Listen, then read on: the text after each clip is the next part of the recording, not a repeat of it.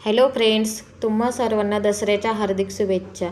बघा 6:30च टायमिंग झालेला होता. मस्त सकाळी सकाळी किती छान ऊन पडलेलं आहे. त्यामुळेच मग मस्त सकाळी उंबरठा पूजन करून घेतला आणि त्यानंतर आज आपल्याला सर्व शस्त्रांची वगैरे पूजा करायची असते. किचन पण एक आपलं शस्त्रच आहे, त्यामुळे मी किचनचीही पूजा करून घेतली मस्त आणि त्यानंतर स्वयंपाक करण्याची तयारी केली.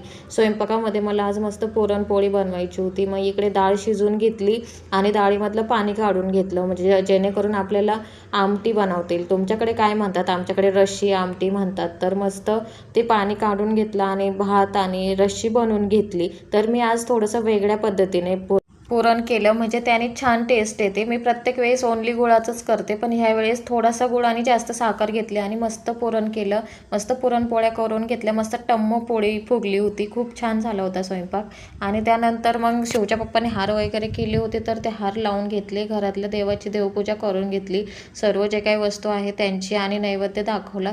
त्यानंतर आम्ही जेवण केलं. आम्हाला जेवणाच्या अगोदरच गाड्यांची वगैरे पूजा करून घ्यायची होती, पण शिवच्या पप्पांनी ते नेमकं त्यांचं अचानक प्लॅन ठरला आणि ते बाहेर गेले. त्यामुळे मग सायंकाळी आम्ही 6च्या नंतर ते आल्यानंतर गाड्यांची वगैरे पूजा केली. तर कशा आहे त्यानंतर मस्त फोटो वगैरे काढले. तर असा आम्ही साजरा केला दसरा. आणि शिवच्या पप्पांना व्हिडिओ काढायला लावला, त्यांनी सगळे फोटोज काढले. तर असो म्हटलं फोटो शेअर करू.